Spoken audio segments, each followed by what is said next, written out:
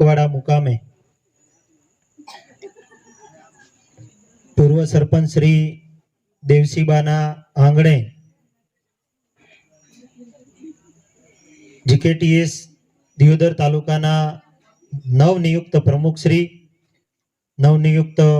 તાલુકાની team, core committee, સલાહકાર team અને શિક્ષણ સમિતિના સભ્યોના સન્માનના કાર્યક્રમમાં ઉપસ્થિત આપણા સૌના માર્ગદર્શક ગુજરાત ક્ષત્રિય ઠાકોર સેનાના પાયાની જે ઈંટો કહેવાય એમાંની એક ઈંટ એટલે ડીડી જાલેરા સાહેબ, આપણા જિલ્લા પ્રમુખ સાહેબ શ્રી, તાલુકા પ્રમુખ શ્રી દાનાજી, શહેર પ્રમુખ શ્રી સરતનજી, બિલડી પ્રમુખ શ્રી રાહુલભાઈ, આપણા વડીલ અને જેમના આંગણે આપણે ખૂબ સરસ અહીંયા ભોજનની વ્યવસ્થા, બેઠકની વ્યવસ્થા અને એક મહેમાનોનો જે આવકાર થાય એ જ રીતે અહીંયા તમામ કાર્યકર્તાઓ, આગેવાનો, યુવાનો સૌને આવકાર્યા છે એવા દેવસીબા અને એમનો પરિવાર, મંચ ઉપર ઉપસ્થિત સૌ સરપંચશ્રીઓ, આગેવાનો, પૂર્વ પ્રમુખશ્રીઓ, સુખદેવજી, બાબાજી, વિસ્તારના સૌ અગ્રણી આગેવાનો, સરપંચશ્રીઓ, તાલુકાના સૌ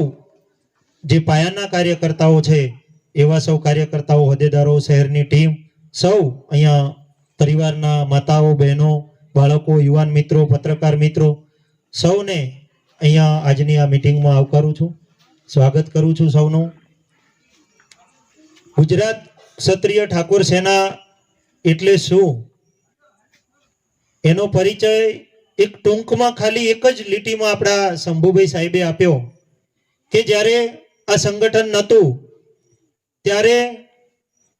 તાલુકાની અંદર કંઈ પણ નાના મોટું કામ પડે,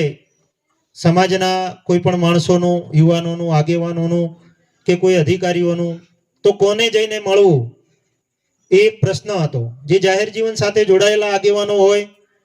રાજકીય રીતે સક્ષમ આગેવાનો હોય, સરપંચો હોય, ડેલિગેટો હોય, એટલા જ લોકોને ખબર હોય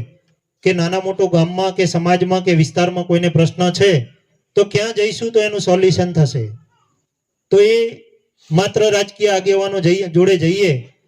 અને એમની જો મદદ મળે તો નાના મોટો કોઈ પ્રશ્ન હોય, પોલીસ સ્ટેશનનું કંઈ કામ હોય, કોઈ હોસ્પિટલમાં ભલામણ હોય,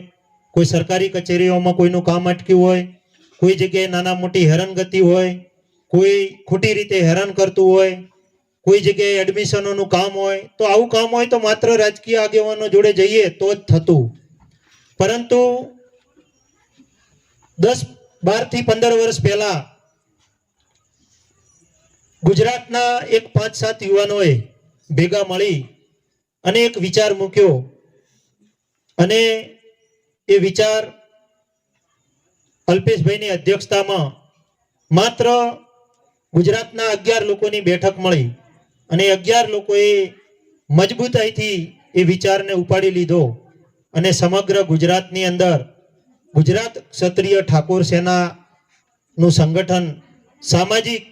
ઉત્થાન, શિક્ષણ, વ્યસન મુક્તિ, સમાજ જાગૃતિ સાથેની વિચારધારા લઈ અને આ સંગઠન કામ કરશે એવો નિર્ણય થયો અને ગુજરાત ક્ષત્રિય ઠાકોર સેનાની સ્થાપના થઈ. અમદાવાદ ખાતેથી આ સંગઠનની સ્થાપના થઈ અને ત્યાંથી ધીમે ધીમે સૌરાષ્ટ્ર, ભાવનગર, અમરેલી, જુનાગઢ, જામનગર એ બાજુના જે સૌરાષ્ટ્રના જિલ્લાઓ છે ત્યાં આ 11 લોકોમાંથી જેને સમયની અનુકૂળતા હોય અલ્પેશભાઈ સાહેબની આગેવાનીમાં 5-7 મિત્રો, 2-5 હોદ્દેદારો સાથે ત્યાં બેઠક થાય. ભાવનગરની અંદર અમે ત્યાં એક મિટિંગ માટે પ્રભારી તરીકે 2017માં ગયા ત્યારે ત્યાંના કાર્યકર્તાઓ ટીમે વાત કરી કે અલ્પેશભાઈ અમદાવાદથી 300-400 કિલોમીટર ગાડી લઈ અને અહીંયા બેઠક લેવા માટે આવે ત્યારે અમે અહીંયા ભાવનગરની અંદર ખાલી 5 કે 7 મિત્રો પાથરણું પાથરીને બેઠા હોઈએ અને અલ્પેશભાઈ અમારી મિટિંગ લે. ધીમે ધીમે આજુબાજુના તાલુકાઓમાં, ગામડાઓમાં અમે પ્રચાર કર્યો અને 5-7 માંથી 10, 15, 20 લોકોની બેઠક થવા માંડી. અલ્પેશભાઈને અમે ગમે ત્યારે ફોન કરીએ તો ક્યારે એવું ના પૂછે કેટલી સંખ્યા હશે, શું હશે, પણ કોઈ એવું ફોન કરે કે અમારા તાલુકાની અંદર મિટિંગ રાખવી છે તો અલ્પેશભાઈ અમદાવાદથી અને એમની સાથે એક બે જણા હોય, બે ત્રણ જણા ભાવનગર, અમરેલી, જારી જે એ બાજુના જે જંગલો છે, જે અંતરિયાળ વિસ્તાર છે, એ બાજુના ગામડાઓમાં પણ બેઠક લેવા માટે જતા અને ત્યાંથી ધીમે ધીમે સંગઠનની એક આખા ગુજરાતની અંદર રચના ચાલુ થઈ, દરેક તાલુકે તાલુકે, ગામડે ગામડે, અને વ્યસન મુક્તિ અભિયાનની શરૂઆત થઈ. સૌરાષ્ટ્રથી આ સંગઠનની તાલુકાની રચના ચાલુ થઈ, ધીમે ધીમે ઉત્તર ગુજરાત, અને એમાં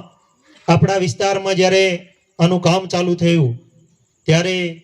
2-5 મિત્રોથી આપણા તાલુકાની ટીમ ચાલુ થયેલી અને આ કામગીરી ચાલુ કરી. ધીમે ધીમે આપણે પહેલી બેઠક કરી ત્યારે 200-250 લોકોની બેઠક થઈ. પછી કુતરવાડા મુકામે જ્યારે આપણે સભા 7 તાલુકાની ભેગી કરવાનો નિર્ણય કર્યો ત્યારે અલ્પેશભાઈને અમે નતા ઓળખતા અને અલ્પેશભાઈ અમને નતા ઓળખતા,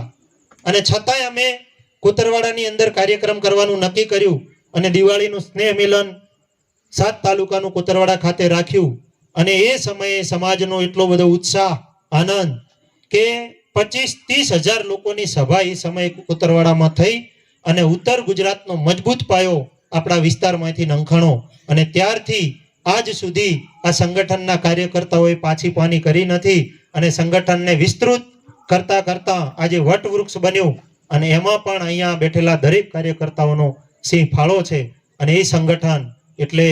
જે પહેલા રાજકીય લોકો જોડે જવું પડતું, કોઈ મોટા આગેવાનો હોય તો એમના જોડે મદદ માટે જવું પડતું, પરંતુ આજે